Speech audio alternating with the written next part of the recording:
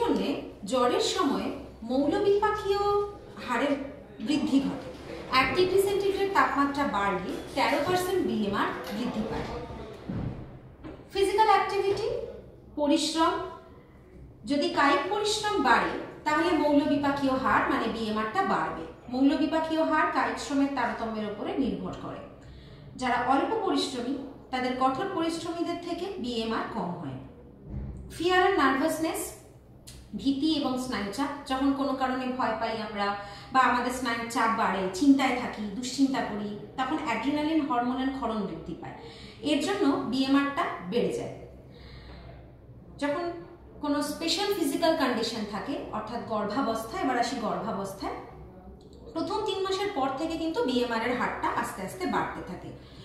First ট্রাইমেস্টারে 5%, second ট্রাইমেস্টারে 10% এবং third ট্রাইমেস্টারে 25% মতো BMR বৃদ্ধি পায়।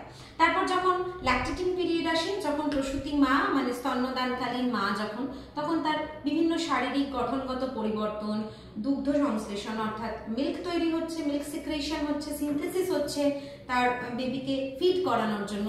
এই সময় বিভিন্ন শারীরবৃত্তীয় চেঞ্জেসের কারণে মৌলবিপাকীয় হারটা বিএমআরটা অনেকটাই বৃদ্ধি পায়। যদি কোনো ধরনের বিশেষ কিছু অসুখ যেমন ক্যান্সার, লিউকেমিয়া, এই অসুখগুলোর সময় আমরা দেখতে পাই যে বিএমআর এর মানটা বেড়ে যায়। বিভিন্ন ওষুধ যেমন চেতনানাশক, অজ্ঞান করার মতো ওষুধ, ক্যাফিন, বেনজেন্ড্রিন, এই ধরনের যে ওষুধগুলো, সেই ওষুধগুলো আমাদের বিএমআর এর হারকে বাড়িয়ে দেয়। বহুদিন যদি কেউ না খেয়ে থাকে, দীর্ঘদিন অনাহারে আছে, অপুষ্টি আর অনাহারজনিত এই অবস্থাটা, স্টারভেশনটা বিএমআর এর মাত্রাকে কম করে দেয়। আবার ঘুমের যদি কারোর ডিস্টারবেন্স থাকে, অনিদ্রায় ভোগে, নিদ্রাজনিত কোনো সমস্যা থাকে, তাহলে তাদের ক্ষেত্রেও দেখা যায় বিএমআর কিন্তু নর্মালের থেকে মোটামুটি 5% মতো কম হয়ে যায়। সুতরাং এই অবস্থাগুলো, এই ফ্যাক্টরগুলো আমাদের বিএমআরকে কন্ট্রোল করে, আমাদের বিএমআরকে কমায়, বাড়ায়। এই ফ্যাক্টরগুলোর নাম তোমরা মনে রাখবে এবং যেগুলো পড়বে মানে মেনলি যে কত পার্সেন্টেজ কোথায় কিভাবে চেঞ্জেস হয়, যেমন গর্ভাবস্থায়, বিভিন্ন ট্রাইমেস্টারে বিএমআর গুলো কিভাবে চেঞ্জ হচ্ছে, অথবা ধরে নাও যে যখন জ্বর হচ্ছে তখন কিভাবে চেঞ্জ হচ্ছে, এই মানগুলো একটু মনে রাখবে। আর স্পেসিফিক কিছু কারণ যেগুলো খুব ইম্পর্টেন্ট, যেগুলো আমাদের এগুলোকে চেঞ্জ করতে একটু সক্রিয় ভূমিকা নিচ্ছে বিএমআর এর, সেগুলোকে তোমরা অবশ্যই মনে রাখবে। এমসিকিউতে বিভিন্ন রকম ভাবে এগুলো থেকে প্রশ্ন আসতে পারে। বিএমআর বেনেডিক্ট রথ যে অ্যাপারেটাস, সেই বেনেডিক্ট রথ অ্যাপারেটাসের মাধ্যমে আমরা মাপ করতে পারছি। এটা হয়ে গেল তোমাদের BMR and factors controlling factor, যেগুলো যে টপিকটা তোমাদের এই ইউনিটে আছে, সেই টপিকটা আমরা কভার করলাম। এবার নেক্সট টপিকে আমরা চলে যাব reference man and reference women. তোমাদের প্রত্যেকের কাছেই পাঠ্য বই আছে। এটা হচ্ছে দুটো বিশুদ্ধ সংজ্ঞা। এই সংজ্ঞা দুটো তোমাদেরকে খুব ভালোভাবে মুখস্থ করতে হবে যে পুরো পুরুষ বা reference man, Indian reference man কাকে বলে, ইন্ডিয়ান রেফারেন্স উইমেন তার কি সংজ্ঞা, অর্থাৎ ভারতীয় পুরো নারী বা ভারতীয় রেফারেন্স উইমেন তার সংজ্ঞা কি এবং পুরুষের ক্ষেত্রে তার সংজ্ঞা কি। নিন আইসিএমআর 2020 যেটা রিভাইজ 2024, সেই অনুযায়ী এই সংজ্ঞাটা সেট করে দেওয়া আছে। যেমন আমি একটা বলে দিচ্ছি, দ্বিতীয়টা তোমরা বুঝতে পারবে। সংজ্ঞার মধ্যে কি কি ফ্যাক্টর রাখা হয়েছে: তার বয়স 19 থেকে 39 বছর বয়সী, তার ওজন 65 কেজি ওজন বিশিষ্ট, তার উচ্চতা 1.77 মিটার, তার বিএমআই 20.75, সে নিরোগ হবে, শারীরিকভাবে সুস্থ, সক্রিয় কাজে নিযুক্ত হওয়ার ক্ষমতা রাখবে, যে দিনে 8 ঘন্টা মাঝারি পরিশ্রমের পেশাতে নিযুক্ত অবশ্যই থাকবে, 8 ঘন্টা ঘুমোবে, 4 থেকে 6 ঘন্টা বসে 2 ঘন্টা হাঁটা বা সক্রিয় কাজ ও গৃহকর্মে নিযুক্ত, এমন ভারতীয় পুরুষকে ভারতীয় রেফারেন্স ম্যান বা ভারতীয় পুরুষ বলা হয়। এই যে সংজ্ঞাটা, এটাই হলো রেফারেন্স একজন পুরুষের সংজ্ঞা। এই একই রকম ভাবে বয়স, ওজন, উচ্চতা, বিএমআর, তার শারীরিক অবস্থা, কর্মদক্ষতা, কতক্ষণ ঘুমোবে, কতক্ষণ বসে থাকেন, এইগুলোর ওপর একই রকম ভাবে ডিপেন্ড করে ইন্ডিয়ান রেফারেন্স উইমেন তার সংজ্ঞা নির্ধারণ করা হয়েছে। এবং শেষের দিকটা ইন্ডিয়ান রেফারেন্স উইমেনে সবসময় মনে রাখবে গর্ভবতী বা প্রসূতি নন এমন ভারতীয় নারীকে স্ট্যান্ডার্ড রেফারেন্স উইমেন হিসেবে রাখা হচ্ছে, কারণ এটা একটা শারীরিক বিশেষ অবস্থা। এই সময়টাকে আমরা রেফারেন্স হিসেবে ধরতে পারবো না। আমরা একটা স্ট্যান্ডার্ড রেফারেন্স উইমেন হিসেবে যে মানদণ্ডটা তৈরি করতে পারি সে দুটো হচ্ছে এটা। এই সংজ্ঞা দুটো খুব ভালো করে মুখস্থ করবে এবং এগুলো কার দেওয়া সংজ্ঞা এটা একটু তোমরা প্রত্যেকটা সময় মনে রাখবে। এই সংখ্যাগুলো কিন্তু ভালোভাবে মনে রাখবে, এগুলো গোলমাল করবে না, আলাদা করে লিখে ভালো করে পড়ে এটা মুখস্থ করবে। নেক্সট যে লাস্ট যে বিষয়টা তোমাদের এই চ্যাপ্টারের মধ্যে আছে সেটা হলো বিশ্রামরত এবং বিভিন্ন শারীরিক কার্যক্রম এবং শারীরবৃত্তীয় অবস্থায় শক্তির প্রয়োজনীয়তা, energy requirement during rest and different physical activities and physiological condition. এখানে আমরা কি পড়বো? আমরা বিএমআর পড়ার সময় দেখছিলাম যে আমরা যখন বিশ্রামরত অবস্থাতেও থাকি বা আগের আলোচনায় যে আমি যে টিউটোরিয়াল ক্লাস নিয়েছিলাম সেখানেও আমি বলেছিলাম যে আমরা যখন রেস্টও নিচ্ছি বা বিশ্রামরত অবস্থাতেও রয়েছি তখনও কিন্তু আমাদের শরীরে শক্তির প্রয়োজন পড়ে। আমাদের তো শরীরের ভেতরের কার্যকলাপ চলছে, আমি না হয় হাঁটছি না দৌড়চ্ছি না। তো বিশ্রামরত অবস্থায় কেন শক্তির প্রয়োজনীয়তা আছে এটা আমরা এই জায়গাটায় পড়বো, এই টপিকটায়। বিভিন্ন শারীরিক কার্যক্রম যখন আমরা করছি, বিভিন্ন ধরনের পরিশ্রম যখন আমরা করছি তখন আমাদের গড় শক্তির প্রয়োজনীয়তাটা কিরকম থাকছে সেটা আমরা এখানে পড়ব। এবং শারীরবৃত্তীয় বিভিন্ন অবস্থা, যেমন ধরো একটা ছোট বাচ্চা, সে ছোট থেকে বড় হচ্ছে, তার রিকোয়ারমেন্টগুলো কিভাবে চেঞ্জ হচ্ছে, কেন হচ্ছে, বিশেষ অবস্থা প্রেগনেন্সি, ল্যাকটেশন, এই সময়গুলোয় কিভাবে ক্যালোরি ভ্যালুগুলো চেঞ্জ হচ্ছে, কেন হচ্ছে, এই বিষয়টা নিয়ে আমরা এই চ্যাপ্টারটার মধ্যে পড়ব। আমরা স্লাইডের মাধ্যমে পরপর দেখে নিই। প্রথমে দেখি যে আমরা যখন বিশ্রামরত অবস্থায় থাকি তখন আমাদের কিসের জন্য শক্তির প্রয়োজন হয়। তখন তো আমাদের কোনো শক্তির ক্ষয় খরচ হওয়ার দরকারই নেই, কিন্তু তা নয়, আভ্যন্তরীণ যে ক্রিয়াকলাপ, শারীরিক আভ্যন্তরীণ ক্রিয়াকলাপ সেগুলো তো চলতেই থাকে। যেমন আমাদের হার্টবিট, যেমন আমাদের রেসপিরেশন, পেরিস্টালটিক চলন, এগুলো তো হতেই থাকে। এগুলো হওয়ার জন্যে আমাদের শক্তির প্রয়োজন হয়, সে কারণেই চাহিদাটা বজায় থাকে। রিকোয়ারমেন্টের মূল পয়েন্টে আমি প্রথমেই রেখেছি হৃদস্পন্দন, হার্টবিট। হৃদপেশির সংকোচন আর প্রসারণ দ্বারা হৃদস্পন্দন সঞ্চালিত হয়, তার জন্য শক্তির প্রয়োজন হয়। এটি বিশ্রামরত অবস্থার সব থেকে গুরুত্বপূর্ণ দৈহিক কাজ, কারণ আমাদের হার্ট যদি বন্ধ হয়ে যায় তাহলে ব্লাড ফ্লো বন্ধ হয়ে আমরা ধীরে ধীরে মারা যাব। শ্বাসকার্য, রেসপিরেশন, শ্বাসকার্যে নিযুক্ত মাংসপেশি সংকোচন ও প্রসারণ দ্বারা শ্বাসকার্য পরিচালিত হয়, সে কারণে শক্তির প্রয়োজন হয়। পেরিস্টালটিক মুভমেন্ট অর্থাৎ পৌষ্টিক নালীর ক্রমসংকোচন প্রসারণ, এটাকে বলা হয় পেরিস্টালসিস, পেরিস্টালটিক মুভমেন্ট। এই প্রক্রিয়ার দ্বারা খাদ্যবস্তু আর যে অর্ধপাচিত খাবার এগুলো পৌষ্টিক নালীর বিভিন্ন অংশের মধ্য দিয়ে বিভিন্ন জায়গায় সঞ্চালিত হয় এবং স্টেপসগুলো করতে থাকে, পরিপাক হয়, শোষণ হয়, আত্তীকরণ হয়। এই কাজগুলো আমরা যখন বিশ্রামরত অবস্থায় আছি তখনও চলতে থাকে। এই ফিজিক্যাল ওয়ার্কগুলো চলার জন্য আমাদের শক্তির প্রয়োজন হয়। এছাড়াও আমাদের বডির মধ্যে কিন্তু কন্টিনিউয়াস কোষের মধ্যে বায়োকেমিক্যাল রিয়াকশনস চলছে, বিভিন্ন জৈব রাসায়নিক ক্রিয়াকলাপ চলছে। এই জৈব রাসায়নিক ক্রিয়াকলাপগুলো সম্পন্ন করার জন্য, এই বিপাক ক্রিয়াগুলোর জন্য এটিপি ব্যবহৃত হয়। দেহের তাপমাত্রা নিয়ন্ত্রণের জন্য শক্তি লাগে। বা এই যে ধরো আমাদের ইউরিন তৈরি হচ্ছে, বৃক্কের দ্বারা মূত্র উৎপাদন হচ্ছে, স্নায়ুগুলো কাজ করছে, বা অন্তঃক্ষরা বিভিন্ন ধরনের কাজ, এগুলো মেনটেন করার জন্য কিন্তু বিশ্রামরত অবস্থায় আমাদের শক্তির প্রয়োজন হয়।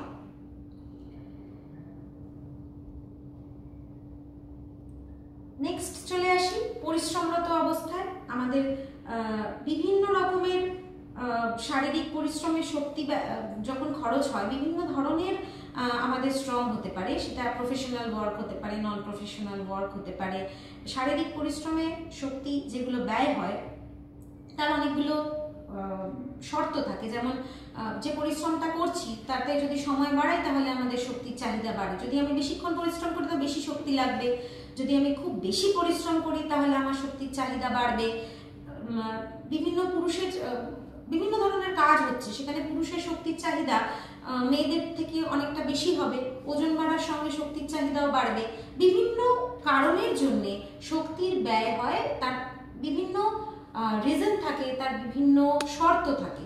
সেইগুলোর উপর নির্ভর করে কায়িক পরিশ্রমের ধরনগুলোকে আমরা আলাদা করছি এবং আমরা একটা স্লাইড দেখতে পাচ্ছি, সেখানে types of work with examples, মানে কি কি ধরনের কাজ, হালকা কাজ কোনটা, মাঝারি কাজ কোনটা, ভারী কাজ কোনটা, খুব ভারী কাজ কোনটা, এবং তার জন্য প্রতি ঘন্টায় কত কিলো ক্যালোরি করে শক্তি আমাদের খরচ হচ্ছে তার একটা ছক আমরা দেখতে পাচ্ছি।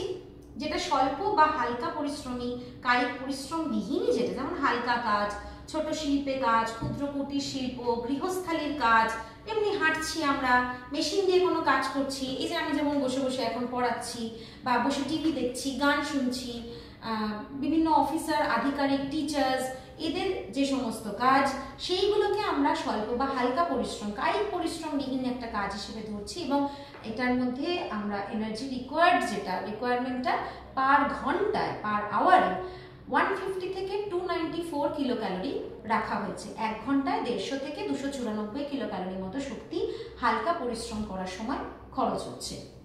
মাঝারি পরিশ্রম করার সময় আমাদের খরচ হচ্ছে 300 থেকে 344 কিলো ক্যালোরি প্রত্যেক ঘন্টায়। মাঝারি পরিশ্রম কি? বিভিন্ন কাজে হয়তো সাহায্য করছে আমাদের বাড়িতে, যারা আমাদের সহায়িকা থাকেন, সহায়ক থাকেন, গার্ডেনিং করছে কেউ, সাইক্লিং করছে কেউ, কেউ ভলিবল খেলছে, কেউ নাচছে, বিভিন্ন কারখানায় সে কাজ করছে বা কোনো কৃষি কাজ করছে, সেইগুলো হচ্ছে আমাদের মাঝারি পরিশ্রমের আওতায় পড়ে এবং সেখানে খরচ হওয়া শক্তি পার ঘন্টায় 300 থেকে 344 কিলো ক্যালোরি। ভারী পরিশ্রমের মধ্যে আমরা কোনটাকে রাখছি? যেটা খুব কায়িক কাঠিন্য আছে, কায়িক পরিশ্রমটা খুব বেশি, অনেক ঘন্টা ধরে যে কাজ হচ্ছে, সেটাও কঠোর বা ভারী পরিশ্রমের মধ্যে পড়ছে এবং এর মধ্যে এতে আমাদের মোটামুটি ধরে নিচ্ছি যে 450 থেকে 594 কিলো ক্যালোরি পার ঘন্টায় খরচ হচ্ছে। এই কাজগুলোর মধ্যে আমরা কয়লা খনির কাজকে রাখতে পারি, রাস্তা তৈরির কাজ, বাড়ি তৈরির কাজ, রাজমিস্ত্রির কাজ, ইট ভাঙার কাজ, কুলি, খনিতে কাজ, এইগুলোকে আমরা ভারী পরিশ্রমের মধ্যে রাখছি। খুব ভারী পরিশ্রম যেখানে আমাদের 600 কিলো ক্যালোরি পার ঘন্টা লাগছে, প্রচণ্ড ভারী পরিশ্রম, যেমন আমরা পাহাড়ে চড়ছি, দীর্ঘদিন ধরে আমরা ট্রেক করছি বা আমরা দৌড়চ্ছি, অনেকক্ষণ ধরে দৌড়চ্ছি, এইগুলো হচ্ছে খুব ভারী পরিশ্রমের মধ্যে পড়ে এবং এটাকে এর আওতার মধ্যে আনা হয়। সুতরাং আমরা এই ছকটার মাধ্যমে, বিভিন্ন বই তোমরা ইউজ করবে, তোমাদের বইয়ের মধ্যে এই ছকটা পাবে যে ফিজিক্যাল ওয়ার্কের ক্লাস কি কি হয়, কি কি ধরনের ফিজিক্যাল ওয়ার্ক এবং তার উদাহরণগুলো কি কি, এবং সেক্ষেত্রে প্রত্যেক ঘন্টায় আমাদের কিরকম শরীরের শক্তি প্রয়োজন হচ্ছে। বিভিন্ন রকম শারীরবৃত্তীয় অবস্থায় পুরুষ মহিলা এদের শারীরবৃত্তীয় অবস্থায় বিভিন্ন শক্তি লাগে। এটা আমি আগেই বলেছি যে আমরা পড়ে এসেছি যে টোটাল এনার্জি এক্সপেন্ডিচারটা আমরা বিএমআর, ফিজিক্যাল অ্যাক্টিভিটি লেভেল এবং 10% এসডিএ তিনটেকে অ্যাড করে আমরা টোটাল এনার্জি এক্সপেন্ডিচার অর্থাৎ আমাদের মোট শক্তির ব্যয় পাচ্ছি। এখানে স্লাইডের মাধ্যমে সুন্দর করে দেখিয়ে দেওয়া রয়েছে যে কিভাবে কত পার্সেন্টেজ কিভাবে ভেঙে যাচ্ছে।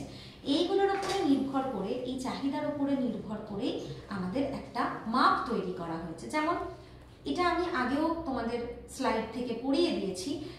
একজন 65 কেজি স্ট্যান্ডার্ড ওয়েটের একজন পুরুষ বা 55 কেজি মহিলা, যে স্বল্প পরিশ্রমী, মাঝারি পরিশ্রমী, কঠোর পরিশ্রমী, প্রত্যেকটা আলাদা আলাদা মান, তারা প্রত্যেকে আলাদা আলাদা দৈনিক শক্তির চাহিদা, তাদের রিকোয়ারমেন্ট রয়েছে। সেই ছকটা আমি আগেও পড়েছি, এখানেও আর একবার দেখিয়ে দিলাম। গর্ভবতী এবং প্রসূতিকালীন অবস্থা, এগুলো আমাদের শরীরের বিশেষ একটা অবস্থা, চাহিদা সম্পন্ন, যেখানে আমাদের এই যে মহিলাদের ক্ষেত্রে যে পরিমাণ শক্তি আমরা এখানে দেখতে পাচ্ছি, একজন মহিলার, স্বল্প পরিশ্রমী মহিলার যদি 1660 কিলো ক্যালোরি লাগে, মাঝারি পরিশ্রমিক 2130 লাগে এবং কঠোর পরিশ্রমিক 2720 লাগে, তাহলে যখন সেই মহিলা গর্ভবতী অবস্থায় থাকবেন, সেই স্বল্প পরিশ্রমী মহিলার 1660 প্লাস 350 এটা অ্যাড হবে। মাঝারি পরিশ্রমকারী মহিলার 2130 প্লাস 350, কঠোর পরিশ্রমে এটা প্লাস 350 দিয়ে যেটা আমরা পাবো সেটা হবে গর্ভবতী ওই মহিলার দৈনিক শক্তির চাহিদার মাপ। প্লাস 350 মানে এই যেগুলো আছে তার সঙ্গে প্লাস। আবার যখন এই মা, যখন ল্যাকটেটিং মাদার হয়ে যাবে, প্রসূতি মা হয়ে যাবে, যখন শিশুকে স্তন্যপান করাবেন, তখন সেই শিশুর যখন বয়স 0 থেকে 6 মান্থস হবে, তখন তার উনি যা ওনার রিকোয়ারমেন্ট তার সঙ্গে এক্সট্রা আরও 600 কিলো ক্যালোরি ওনাকে অ্যাড করতে হবে। কেন এতটা বেশি? কারণ তখন তিনি তার নিজের শরীরটার জন্য প্রয়োজন এবং তার এই যে বেবি তার কাছ থেকে খাচ্ছে তার জন্য প্রয়োজন। এই কারণে এতটা পরিমাণ extra energy, extra kilo calorie তাকে তার প্রত্যেক দিনের রিকোয়ারমেন্টের সঙ্গে অ্যাড করতে হবে যখন বাচ্চার বয়স 0 থেকে 6 মাস থাকবে। আবার যখন বাচ্চার বয়স 7 থেকে 12 মাস হয়ে যাবে তখন বাচ্চা মায়ের বুকে দুধ ছাড়াও বাইরের খাবার খেতে শুরু করবে, তখন ক্যালোরির পরিমাণটা একটু কম হচ্ছে কিন্তু প্লাস 520। অর্থাৎ বাচ্চা যখন 7 থেকে 12 মাস অবধি তার বয়স থাকবে তখন সেই মা স্বল্প পরিশ্রমী হন, মাঝারি পরিশ্রমী হন বা কঠোর, তার যেটা প্রত্যেক দিনের রিকোয়ার্ড ক্যালোরি তার সঙ্গে এই 520টা যোগ হবে। প্লাস 520 মানে যা তার রিকোয়ারমেন্ট তার সঙ্গে এটা গিয়ে অ্যাড হবে। বোঝা গেল? এইভাবে আমরা আমাদের ক্যালোরি রিকোয়ারমেন্টগুলোকে রাখি। ICMR নিউ এইভাবে আমাদের গাইডলাইনগুলো প্রিপেয়ার করে দিয়েছেন। দেহের বৃদ্ধির সময় শক্তির চাহিদা, যখন ওই যে বাচ্চাটির কথা আমি বললাম, যখন সে 0 থেকে 6 মাসের ছিল, যখন সে মায়ের দুধ খেয়েই কাটাচ্ছে, তখন তার 5.8 কেজি মোটামুটি যদি দৈহিক ওজন হয়, তার 530 কিলো ক্যালোরি পার ডে, এটা হচ্ছে তার অনুমোদিত শক্তির চাহিদা। এবং পার কেজি পার ডে হিসেবে যদি কিলো ক্যালোরিটাকে ধরি আমি, তাহলে সেটা 90। এটা মানেটা আশা করি বুঝতে পারা গেল। মানে একজন বাচ্চার যা বডি ওয়েট পার কেজি পার ডে অত কিলো ক্যালোরি করে, তার যদি ওই বাচ্চাটার 5.8 কেজি হয়, তাহলে এই প্রত্যেক কেজিতে অর্থাৎ 1 কেজিতে 90 কিলো ক্যালোরি পার ডেতে লাগবে। বুঝছো? এটা ভালোভাবে খেয়াল করবে। প্রথমটা দেওয়া আছে কিলো ক্যালোরি পার ডে, তারপরেরটা দেওয়া আছে kilo calorie per KG per day. দুটো থেকেই প্রশ্ন আসতে পারে, কেজি পার ডে দিয়েও প্রশ্ন আসতে পারে, কিলো ক্যালোরি পার ডে দিয়েও প্রশ্ন আসতে পারে। যখন বাচ্চা 7 থেকে 12 মাসের হচ্ছে তখন 660 কিলো ক্যালোরি পার ডে লাগে, অথবা তার যা ওজন 80 কিলো ক্যালোরি তার ওজনের পার কেজি পার ডে লাগছে। এটা সবসময় খেয়াল রাখবে। বাচ্চা যখন আরেকটু বড় হচ্ছে, 1 থেকে 3 বছর হচ্ছে, ওজন বাড়ছে, তখন তার 83 kilo calorie per KG per day লাগছে। আর কিলো ক্যালোরি পার ডে হিসেবে করলে 1110 কিলো ক্যালোরি পার ডে।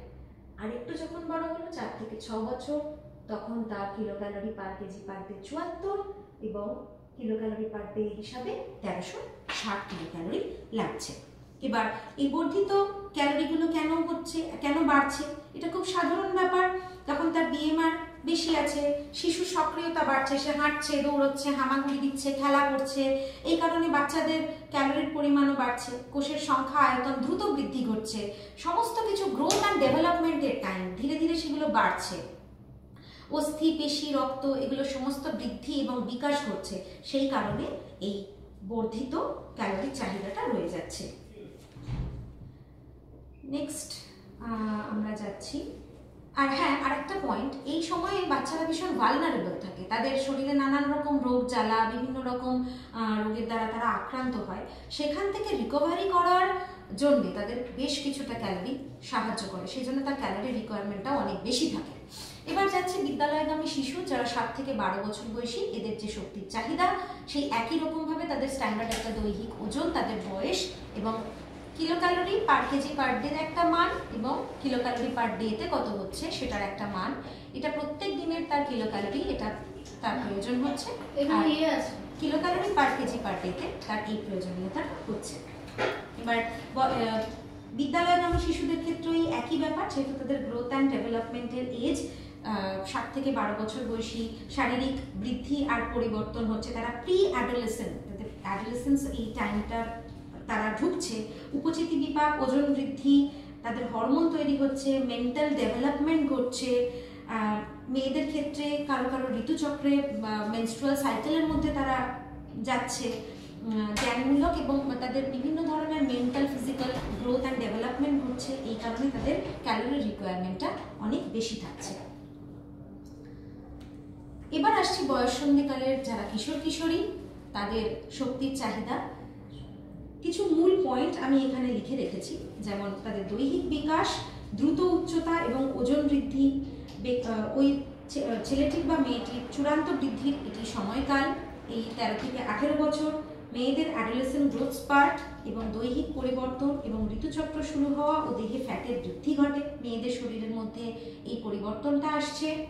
ছেলেদের দেহে মাংসপেশির বৃদ্ধি ঘটছে, এই সময় তাদের নানান রকম মেন্টাল স্ট্রেসের মধ্যে দিয়ে, কম্পিটিশনের মধ্যে দিয়ে যেতে হয় হরমোনাল কারণে, বা নিজে পৃথিবীটাকে সে নতুন করে চিনছে, তার জন্য তার মনের উপরে নানান ধরনের প্রেশার থাকতে পারে।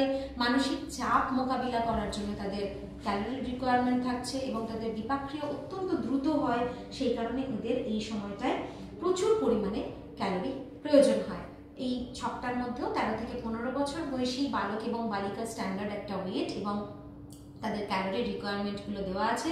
তোমরা এগুলো প্রত্যেকে ভালো করে মুখস্থ করবে, প্রত্যেকটা আলাদা আলাদা করে তুলে এখান থেকে এমসিকিউ প্রশ্ন আসে। এই ভ্যালুগুলো কিন্তু তোমাদেরকে প্রত্যেককে মনে রাখতে হবে, এই ভ্যালুগুলো কিন্তু খুব ইম্পর্টেন্ট। কখনো আসতে পারে একজন 13 থেকে 15 বছর বয়সী বালিকা বা মেয়ের dash kilo calorie per day শক্তির চাহিদা হলো dash kilo calorie per day. আবার এটাও আসতে পারে 13 থেকে 15 বছর বয়সী একজন মেয়ে, ব্র্যাকেটের মধ্যে বালিকা, তার dash kilo calorie per KG per day শক্তির চাহিদা। সুতরাং যে কোনোটা প্রশ্নই আসতে পারে, তোমরা প্রত্যেকটা কিন্তু ভালোভাবে মুখস্থ করে আলাদা আলাদা করে যাবে এবং একটু মনে রাখবে যে প্রত্যেকটা বয়সে কেন আলাদা আলাদা করে শক্তির চাহিদাগুলো বৃদ্ধি পাচ্ছে, কেন তার গুরুত্ব কি, কি কি সময়ে কোন কোন যেটা স্পেশাল পয়েন্ট সেটাকে অবশ্যই খুব ভালো করে মনে রাখবে।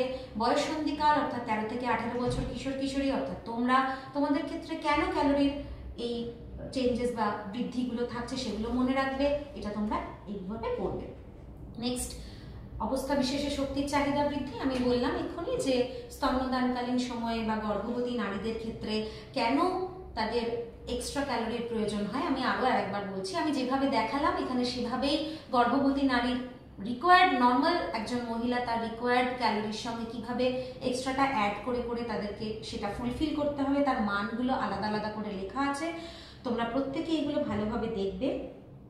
গর্ভাবস্থায় বিশেষ কিছু দৈহিক পরিবর্তন ঘটে, যেমন মায়ের শরীরের ওজন বেড়ে যায়, জরায়ুর আয়তন বেড়ে যায়, প্লাজমার আয়তন স্বাভাবিক মহিলার থেকে 50% বেশি বেড়ে যায়। ফার্স্ট ট্রাইমেস্টারে 5%, সেকেন্ড আর থার্ড ট্রাইমেস্টারে প্রায় 12% বিএমআর বেড়ে যায়। এই কারণে এদের শক্তির চাহিদা অনেক বেশি থাকে এবং রক্তের আয়তন বৃদ্ধি ঘটে। গর্ভস্থ শিশুকে বহন করে নিয়ে যাওয়ার জন্য যে অতিরিক্ত শক্তির চাহিদা বৃদ্ধি পায়, বিভিন্ন কারণে গর্ভবতী মায়েদের শক্তির চাহিদা বৃদ্ধি পায়। প্রসূতি নারীর ক্ষেত্রেও বা স্তন্যদানকালীন যে মহিলা তাদের ক্ষেত্রেও একই ব্যাপার, নিজের শরীরের যে রিকোয়ার্ড চাহিদাটা সেটা ওরা পূরণ করছে, মিল্ক প্রোডাকশন করছে, মিল্ক আউটপুট অর্থাৎ বাচ্চাকে তিনি খাওয়াচ্ছেন এবং তার বিভিন্ন ধরনের শারীরিক তার ফিজিওলজিক্যাল চেঞ্জ হচ্ছে। এই সমস্ত ফিজিওলজিক্যাল চেঞ্জেসের বার্ডেনটা এবং তার বিভিন্ন ধরনের শারীরবৃত্তীয় যে ক্রিয়া সেগুলো সম্পাদন করতে তার অনেক ক্যালোরি লাগে। সেই ক্যালোরির মাপগুলো 0 থেকে 6 মাস যখন বাচ্চার বয়স তখন কত হবে, 7 থেকে 12 মাস যখন বাচ্চার বয়স তখন কত হবে, আলাদা আলাদা করে এখানে বুঝিয়ে বলা আছে। তোমরা প্রত্যেকে এই মানগুলো ভালোভাবে মুখস্থ করবে এবং কেন এই মানগুলো বাড়ছে, কি বিষয়, তার ডিটেলগুলো প্রত্যেকটা ভালো করে বোঝানো হলো। সুতরাং তোমাদের এই যে চ্যাপ্টারটি মানুষের শক্তির প্রয়োজনীয়তা এবং ক্যালোরির ধারণা, এই চ্যাপ্টারটির মধ্যে থেকে এই টপিকগুলো আসবে। এর মধ্যে থেকে যে ধরনের প্রশ্ন আসতে পারে প্রত্যেকটা আলোচনা করে দিলাম। প্রত্যেকে আশা করি ভালো করে বুঝতে পেরেছো। খুব ভালো থেকো, ভালোভাবে পড়াশোনা করো।